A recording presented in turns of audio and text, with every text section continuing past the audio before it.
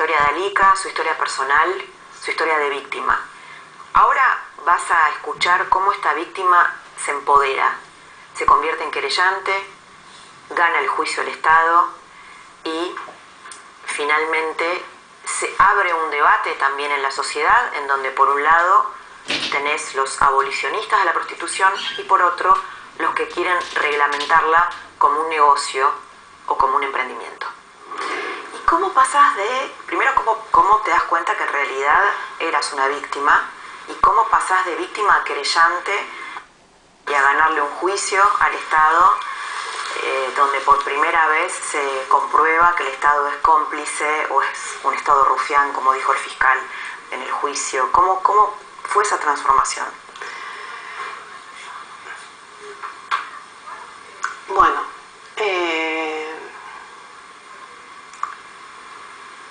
en el momento que consigo volver a casa. ¿Vos cuando es el allanamiento, qué haces? ¿Volvés a tu casa? No inmediatamente. Tuve un lapso que fueron 3-4 días entre que declaré y que sentí la necesidad de volver a mi casa. A mi casa, que no la tenía, ¿no? Que era mi casa, mi hogar, siempre fueron mis hijas. Con lo cual era volver con quienes tenés tu relación más directa, a quienes protegés, a quienes cuidás, por quienes tolerás toda esa violencia. En el momento, yo declaré al día y medio del allanamiento. Cuando fui a declarar, estaba la fiscal, había gente de la oficina de rescate, de la oficina de Sayagati, y había un abogado que en realidad era como representante de mis intereses, ¿no? Y una psicóloga. ¿Sabés quién había hecho la denuncia? La hicieron en Tucumán y a través de esa denuncia se libra la orden de allanar, de investigar en realidad a través de Buenos Aires y pasa la orden de allanamiento a Tierra del Fuego, quienes son los que emiten la orden de allanamiento, el juez de instrucción. Yo cuando voy a declarar, que estaba la fiscal y estaba la gente de la oficina de rescate y estaba la psicóloga, primero no quería, yo lo primero que les dije era lo que me había dicho Montoya, o sea, yo estoy acá porque quiero, no vivimos acá, cuando claramente me habían sacado de una habitación donde yo descansaba, donde yo dormía con otra compañera más, y no tenía más nada que decirles. Me pidieron por favor me sienten, me tomo un té, no quería. Vos imaginate que yo estaba pasada de alcohol y pasada de drogas, entonces era muy difícil tolerar un té en el cuerpo. Y empecé un poco como esta entrevista que estamos teniendo vos y yo, a repasar mi pasado, de dónde venía, quiénes eran mis padres. Empiezo a hurgar un poco mi propia historia personal, donde me encuentro con una madre que había sido explotada sexualmente, un padre que la había conocido a mi madre mientras pagaba por sexo por ella.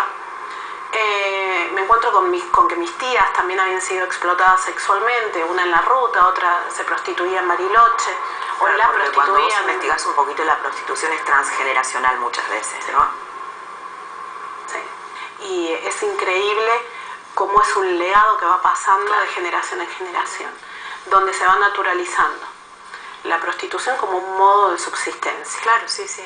Entonces, había cosas que no me cuadraban en mi propia historia y comencé como a romperme, ¿no? Por dentro, comencé a llorar. Me fui de la fiscalía rota. Hubo más de 4 horas de declaración, la primera declaración, donde es todo muy confuso por los tiempos y porque yo claramente trataba de que Montoya no quedara ligado a un delito, ¿no? Yo quería salvarlo a Montoya. Esto, por supuesto, no sucedió. Con el tiempo me fui dando cuenta a través de mi propia historia, del repaso de mi propia historia, de quién era yo y qué era lo que había sucedido. Se me van facilitando de a poco las leyes, la ley de trata, tratados internacionales, donde yo claramente me veía reflejada. Yo en todos estos tratados amparados en todas estas leyes, yo me sentía que era yo la protagonista de esa ley, ¿no? Yo decía, pero esto fue lo que me sucedió a mí. Todo esto es mi vida, es mi historia. Empezaste a reconocerte en eso. Claro, me empecé a reconocer, exactamente. Y a partir de ahí empezó todo un trabajo con psicólogas y por mi deseo de justicia, ¿no?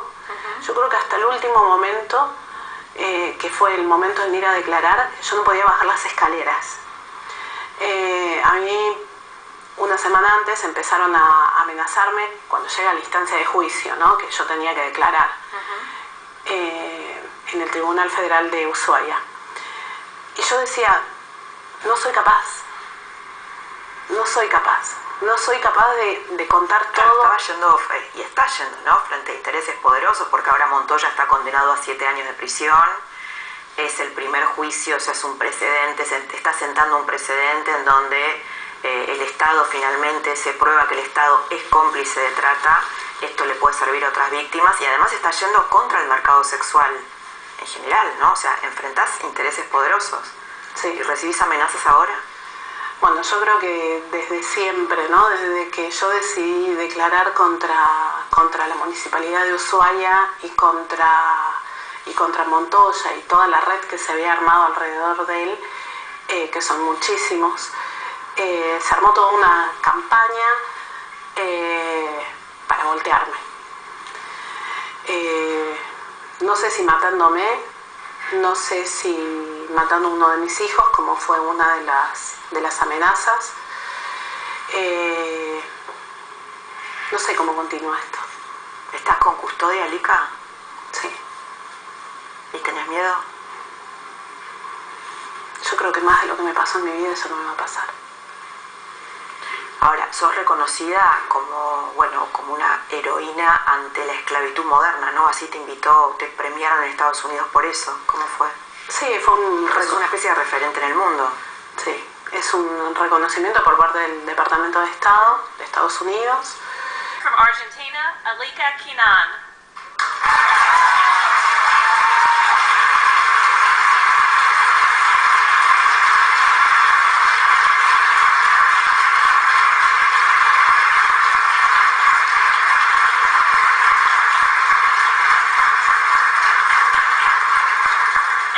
Of her extraordinary courage in pursuing justice against her traffickers, her selfless efforts to assist the government in prosecuting and preventing human trafficking cases, by sharing her experiences and knowledge, and her tenacity in advocating for greater protections for vulnerable groups and victims of trafficking in Argentina.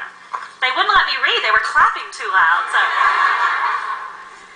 thank you. Para mí fue un momento muy importante, donde tuve la posibilidad de formarme y capacitarme y conocer de otras experiencias en cuanto a las buenas prácticas, no solamente de la investigación, el combate, sino cuáles son las políticas estatales y las políticas públicas que se aplican en Estados Unidos. ¿Hay políticas públicas aquí en la Argentina sobre la trata? Políticas eficientes, ¿no? Ya sabemos que hay una ley, pero... No, cuando hablamos de la restitución de derechos recién ahora, con el ruido que ha generado todo esto, es como que se están planteando qué es lo necesario, ¿no? Una de las cosas fundamentales que yo hago mucho hincapié en todas las reuniones que mantengo es por qué las mujeres no llegan a declarar en los juicios, por qué no llegan como querellantes. O sea, la figura de la querellante es una figura ya de una víctima empoderada, que no deja de ser víctima, pero es de una víctima empoderada, que dice, yo busco justicia y yo soy quien puedo llevar y guiar este proceso investigativo, este proceso de juicio. Esto no sucede primero porque las víctimas no reciben el tratamiento psicológico adecuado, porque ante el hambre, porque a lo que nos enfrentamos es a la pobreza y al hambre.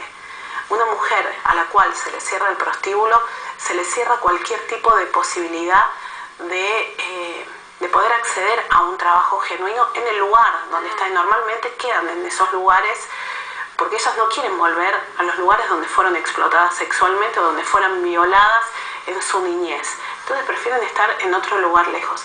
Entonces, si no conseguimos que esas mujeres reciban ayuda psicológica, que se las relocalice y que puedan acceder acceder a un trabajo genuino y a una vida medianamente normal, no van a llegar a la instancia de juicio.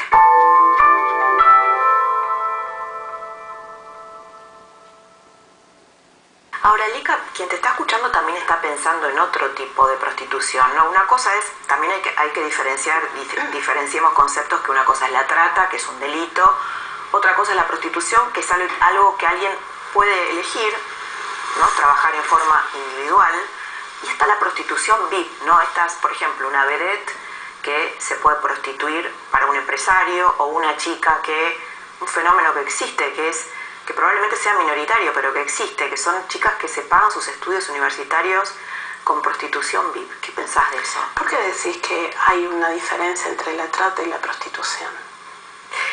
Bueno, porque si una chica trabaja en un departamento y decide ser prostituta, eso es legal, si bien no está, no está registrado como un trabajo autónomo, pero en la Argentina la prostitución es legal y la trata es un delito porque la prostitución es legal.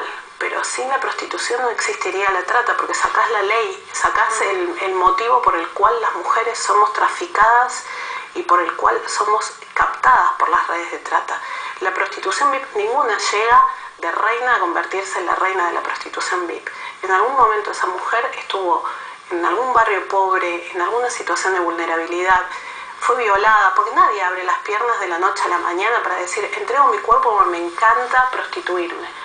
El proceso que genera la prostitución en las mentes, en la psiquis de las mujeres, es muy sutil, funciona de una manera muy compleja. Yo no creo en la prostitución autónoma, no creo en la prostitución VIP.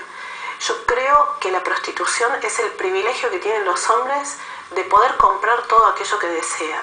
Fundamentalmente el cuerpo de las mujeres. Seguramente ¿no? Está encuadrado, por supuesto, en la cultura machista, pero hay situaciones de prostitución que no tienen que ver necesariamente con la pobreza, eso es lo que quiero decirte, o con la vulnerabilidad. Casi todas tienen situaciones de pobreza vinculadas, porque cuando vos me decís, hay una chica que se paga los estudios con la prostitución, claramente esa chica no se puede permitir estudiar.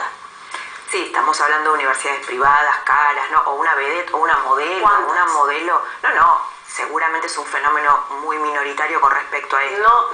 No hace un reflejo sobre la totalidad. O sea, la masa de mujeres que están en situación de prostitución son mujeres pobres, son mujeres vulnerables, son mujeres que en algún momento de su vida han atravesado situaciones traumáticas que desembocan en la propia prostitución y terminan dentro de la industria del mercado sexual. Pueden terminar en Holanda. Una prostituta que vos decís, una prostituta VIP, ¿cómo puede terminar? Puede terminar en Holanda o en Suiza. ¿Qué pensás de esos regímenes donde está reglamentada la prostitución? Holanda, Alemania, y hay gente acá que también quiere reglamentar. Mira, los datos son muy claros.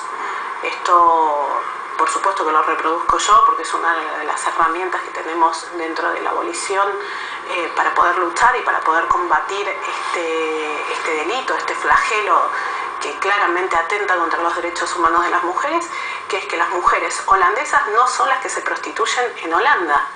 Son todas mujeres extranjeras, son nigerianas, son latinas, son... hoy tenemos el fenómeno de la mujer turca. Cuando hablamos de las mujeres turcas haciendo pornografía y vendiendo su mercado de la pornografía, claro, es una locura. Esto es una ¿Y por qué locura. la mujer turca? Claramente porque hay fenómenos sociales que generan pobreza, como puede ser la guerra en este caso, donde las mujeres tratan de escapar de situaciones de violencia o situaciones de vulnerabilidad social que las llevan a ser captadas fácilmente por las redes de trata o quienes comercian con el cuerpo de las mujeres. O sea, las mujeres no hacen el gran negocio de la empresaria que se prostituye. Quienes hacen un negocio con la prostitución son aquellas que explotan el cuerpo de otras mujeres o quienes explotan a otras mujeres. Es decir, reglamentar sería reglamentar el proxenetismo. Claro, el proxenetismo y convertirlo, el proxeneta en un empresario. Sería algo así. Exactamente. Y esto existe en Holanda y en Alemania, y hay quienes aquí quieren impulsar esto. Constantemente se busca impulsar la reglamentación o la regulación de la prostitución en Argentina, porque hay muchos intereses creados. Lo hemos visto en concejales, como por ejemplo en el Consejo Deliberante en La Pampa, no recuerdo bien cuál es la ciudad, lo estamos viendo en Salta, que ahora acabo de enviar una carta con una nota al Consejo Deliberante de Salta, porque se está tratando de abrir o reabrir las casas de citas.